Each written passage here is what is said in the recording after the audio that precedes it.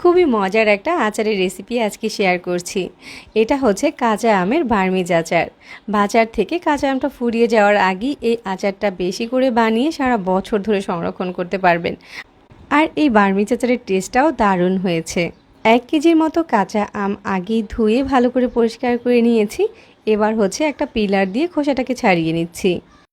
যে কোনো আচার বানাতেই আমটাকে খোসা ছাড়ানোর আগেই ধুয়ে পরিষ্কার করে নিতে হয়, তাহলে হচ্ছে আমের সাথে এক্সট্রা কোনো পানি থাকে না আর আচারটা নষ্ট হওয়ারও কোনো সম্ভাবনা থাকে না।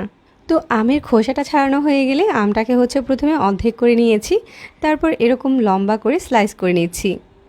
আপনি আপনার পছন্দ অনুযায়ী যে কোনো রকমভাবে আমটাকে স্লাইস করে নিতে পারেন, তবে আমের এই স্লাইসগুলো খুব বেশি পুরু আবার খুব বেশি পাতলা হবে না, ঠিক এরকম করে স্লাইসগুলো করতে হবে। তবে বার্মিজ আচারের স্লাইসগুলো এরকম লম্বাই হয়ে থাকে আর এটাই দেখতে সুন্দর লাগে। তো এভাবে করে হচ্ছে এখানে আমি 1 কেজির মতো কাঁচা আমকে স্লাইস করে নিয়েছি। আর এখন হচ্ছে আমের স্লাইসগুলোকে একটা বাটিতে নিয়ে নিয়েছি। সাথে 1 কাপের মতো চিনি দিয়ে দিচ্ছি, আর দিয়ে দিচ্ছি সাথে 2 টেবিল চামচের মতো ভিনেগার।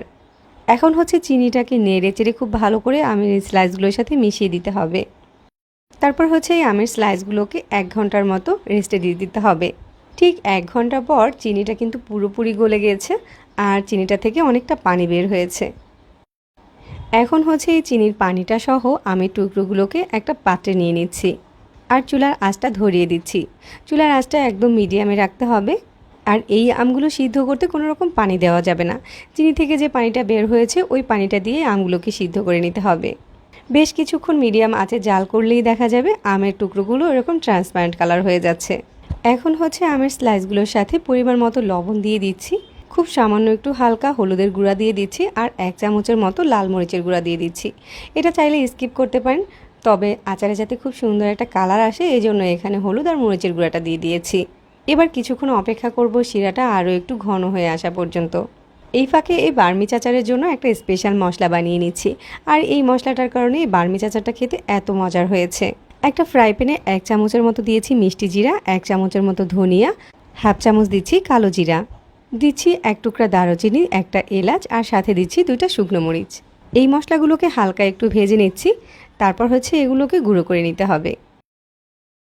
তো চিনি শিরাটা এখন অনেকটাই টেনে গিয়েছে আর আমের স্লাইসগুলো অনেকটাই ট্রান্সপারেন্ট আর পাতলা হয়ে গিয়েছে। এভাবে বার্মিজ আচারটা বানালে কিন্তু একটাও আমের স্লাইস ভেঙে যাবে না। দেখুন প্রতিটা আমের স্লাইসই কিন্তু একই রকম আছে। এখন হচ্ছে এই পর্যায়ে যে স্পেশাল মশলাটা বানিয়েছি ওটা দিয়ে দিচ্ছি আর হালকা করে একটু নেড়েচেড়ে মিশিয়ে দিচ্ছি। আরও কিছুক্ষণ আচারটাকে জাল করার পর আচারটা দেখতে ঠিক এরকম হয়েছে।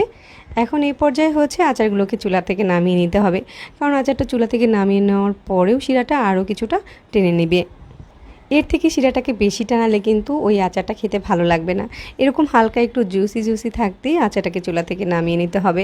দেখুন এখনও কিন্তু একটা আমের স্লাইসও ভাঙেনি। এভাবে বার্মিজ আচারটা একবার হলেও বানিয়ে দেখতে পারেন, খেতে কিন্তু খুবই মজার হয়।